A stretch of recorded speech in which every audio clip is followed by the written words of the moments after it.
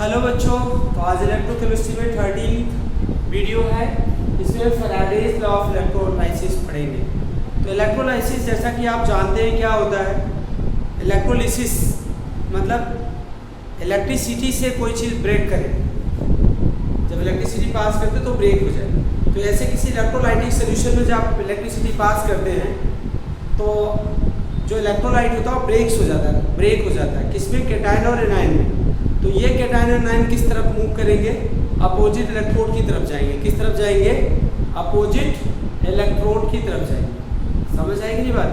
तो जैसे कैटायन क्या जाएगा, नेगेटिव इलेक्ट्रोड की तरफ, एनायन कहाँ जाएगा, पॉजिटिव इलेक्ट्रोड की तरफ जाएगा। ठीक है ना। तो ये ध्यान रखिएगा आप लोग। तो अगर हम यहाँ पे बात करें सबसे पहले, ठीक है ना, इलेक्ट्रोलाइसिस को क्वांटिटेटिवली किसने एक्सप्लेन किया था, फैराडे ने। उन्होंने दो लॉज दिए थे अपने, एक फर्स्ट लॉ दिया था और एक सेकेंड लॉ। तो फर्स्ट लॉ क्या कहता है कि when electricity pass through the electrolytic solution, when electricity pass through electrolytic solution, mass of metal deposited at cathode directly proportional to the quantity of electricity. Quantity of electricity को charge बोलते हैं। देखिए, हमने कहा कि कैथोड पे ही क्यों metal deposit होगा, जरा सोचिए। जो कैथोड होता है इलेक्ट्रोलाइटिक सेल का वो नेगेटिवली चार्ज होता है, और जो मेटल आयन होते हैं वो पॉजिटिव चार्ज आयन होते हैं। वो किसकी तरफ जाएंगे, नेगेटिव इलेक्ट्रोड की तरफ जाएंगे। किधर जाएंगे, नेगेटिव इलेक्ट्रोड की तरफ जाएंगे। समझ आएगी नहीं। तो यहाँ पे ध्यान रखिएगा, when same quantity of when electricity pass through the electrolytic solution, mass of metal deposited at cathode is directly proportional to the quantity of electricity. जैसे यहाँ पे सपोज कॉपर सल्फेट सोल्यूशन है। इलेक्ट्रोलिसिस हमेशा इलेक्ट्रोलाइटिक सेल में कराते हैं। Suppose ये copper sulphate solution है बेटा, क्या है, CuSO4 सोल्यूशन। ये आपका क्या है, एनोड है, और इधर क्या है आपका कैथोड ना। ये पॉजिटिवली चार्ज है एनोड यहाँ पे, और ये नेगेटिव चार्ज है। कुछ बच्चे इलेक्ट्रोकेमिकल से कंफ्यूज होते हैं।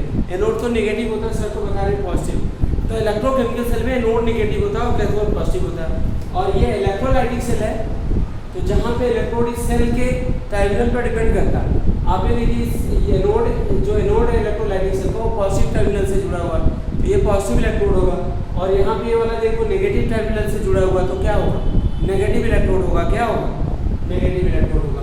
तो याद रखना, कॉपर सल्फेट सोल्यूशन है, इसमें क्या पास करते हैं बेटा, इलेक्ट्रिसिटी पास कर रहे हैं। तो कॉपर सल्फेट में कौन कौन सा आयन है, कॉपर आयन है और सल्फेट आयन है। ठीक है ना। तो कॉपर आयन किधर जाएगा, कैथोड की तरफ, और सल्फेट आयन किसकी तरफ जाएगा, एनोड की तरफ, पॉजिटिव इलेक्ट्रोड की तरफ। हमने यही तो बताया, और यही उन्होंने बताया था, फैराडे ने तो इसको क्वांटिटेटिवली एक्सप्लेन किया ना। तो एक बार फिर से स्टेटमेंट आपको बताते हैं। When electricity pass through the electrolytic solution, mass of metal deposited at cathode directly proportional to the quantity of electricity. Quantity of electricity को चार्ज बोलते हैं। क्या बोलते हैं, चार्ज। तो यहाँ पे let q quantity of electricity, let q quantity of electricity, let q quantity of electricity passed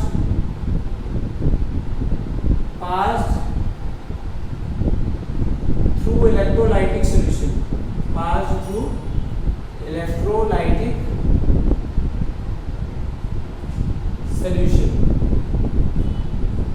m mass of metal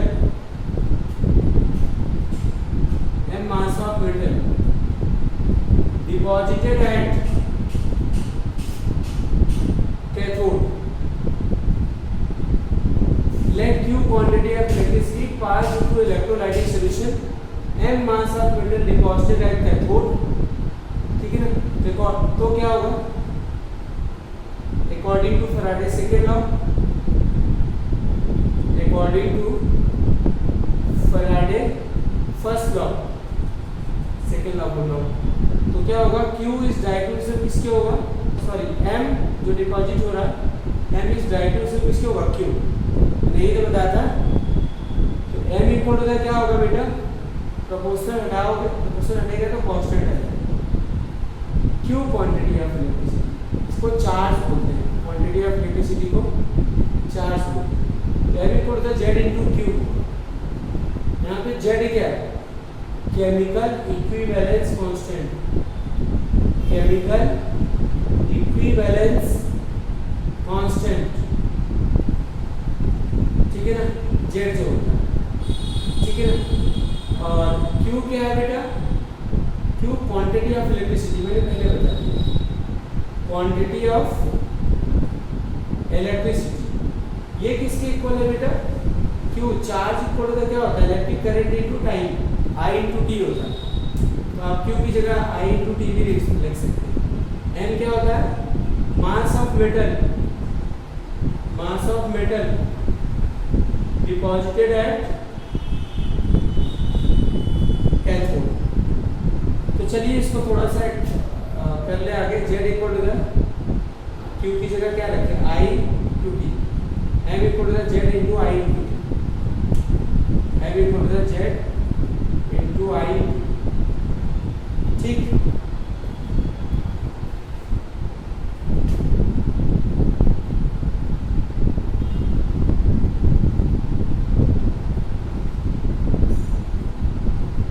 अब सुनो, जेड जो होता है बेटा ना, जेड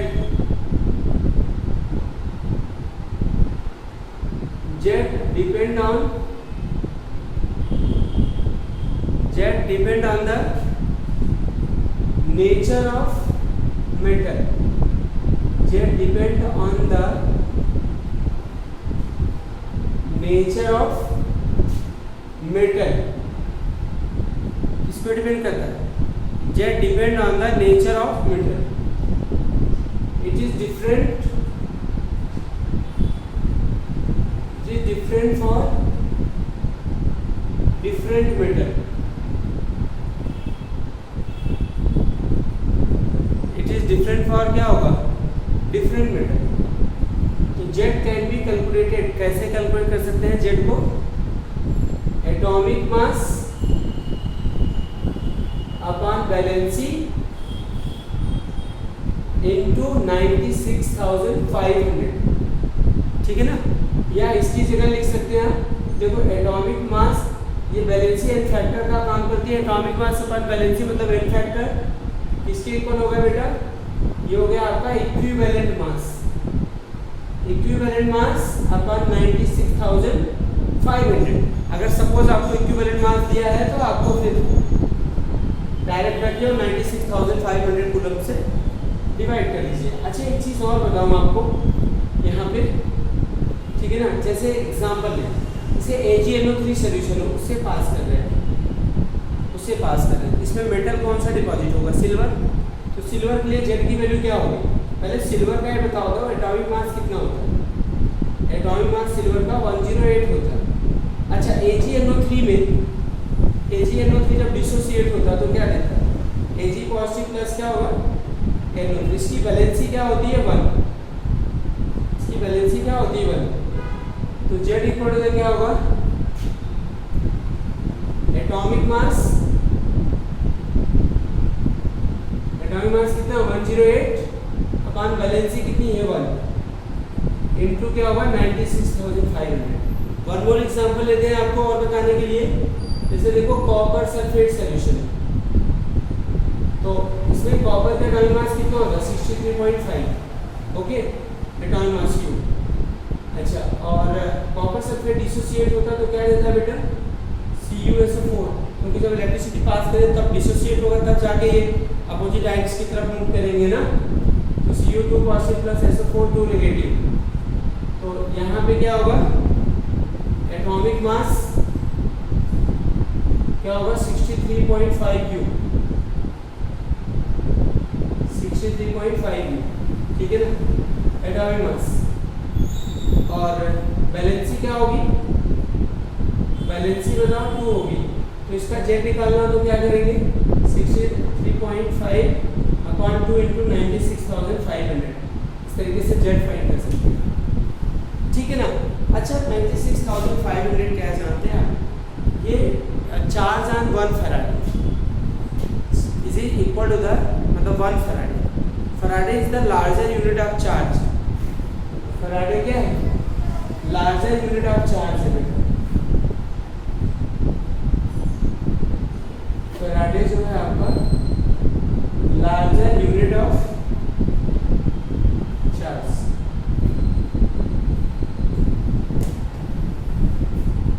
ठीक है, ये ध्यान रखना, Faraday is the larger unit of charge.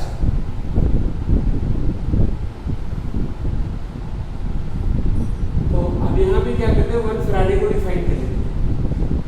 1 Faraday 1F, क्या आपका 1F फराडे को डिफाइन करते हैं। तो हम ये बताते हैं generally charge on the 1 mole electron, charge on the 1 mole electron called क्या होगा? Faraday. 1 Faraday is equal to the 96,500 coulomb.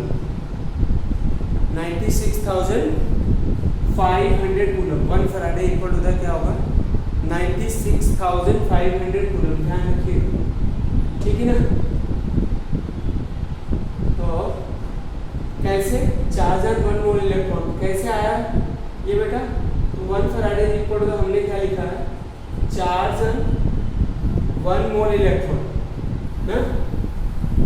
तो ये बताओ एक इलेक्ट्रॉन का चार्ज कितना? 1.6 इंटू 10⁻19 इंटू 1 मोल 6.1 मोल में कितने एल्काइड्स होते हैं? 6.022 इंटू 10⁻23 एल्काइड्स। सॉल्व किया 96,484 coulomb 1 Faraday. 1 Faraday is nearly equal to किसके होगा? 96,000 जिसको 500 लिख देते हैं फॉर इजी कैलकुलेशन। किसके लिए? For easy calculation. अब आपको क्वेश्चन इस पे करा देंगे, क्या करा दे? क्वेश्चन करा दे, ठीक है ना। इससे चाहे जेई हो चाहे नीट हो, इससे ज़्यादा आएंगे नहीं, बस ध्यान रखिएगा। जैसे मैंने कहा अब 5 ampere of electricity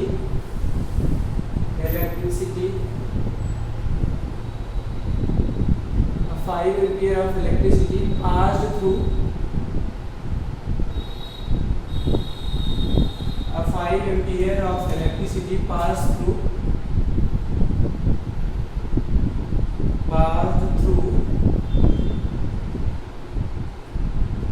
copper sulfate solution for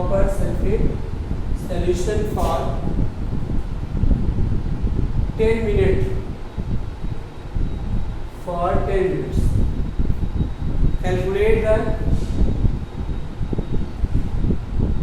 Calculate the mass of copper.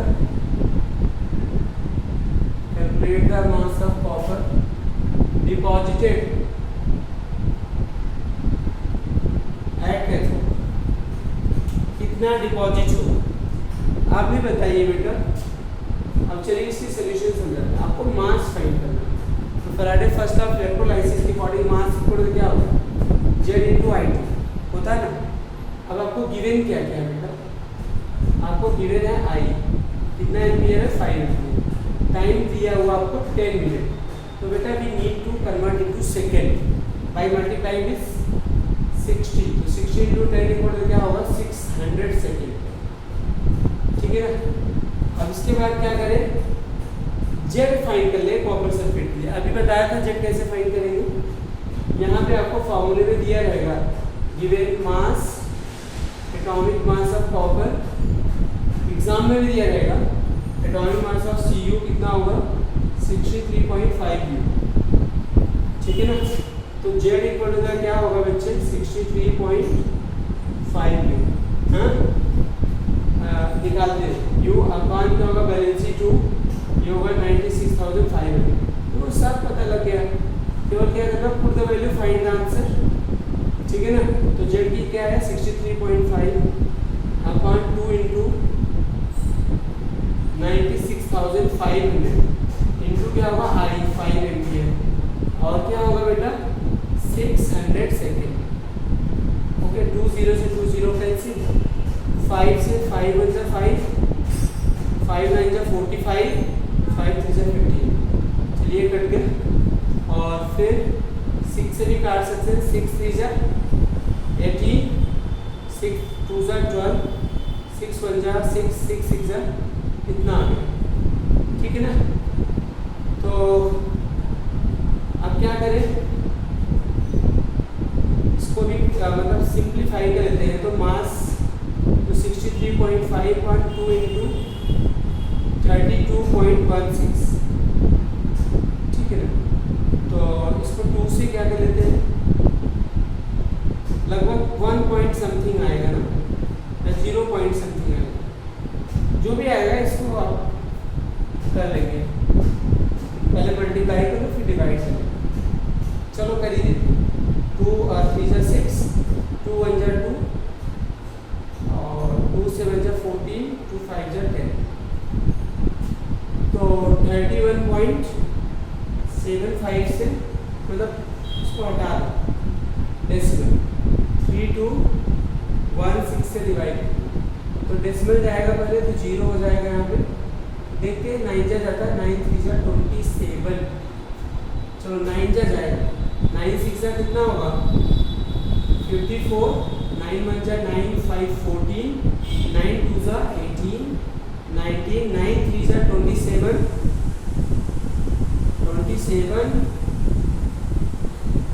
और हो जाएगा 28, 1 था 19 था ना, तो 6 1 17 में से 9 गया 8, और यहाँ पे से 10 में से 8 गया 2, डेसिमल लगा हुआ 0 फिर आता है। अभी कितना है 2816, तो अभी 8 चल रहा है, तो लगभग कितना ग्राम हो जाएगा 0.98 ग्राम, ठीक है। तो ये आपका क्या था, फराडे फर्स्ट लॉ पे न्यूमेरिकल हो गया, इसको पढ़ लेना अच्छे से, बोर्ड के लिए भी इम्पोर्टेंट है, कॉम्पिटिटिव एग्जाम के लिए। Thank you very much.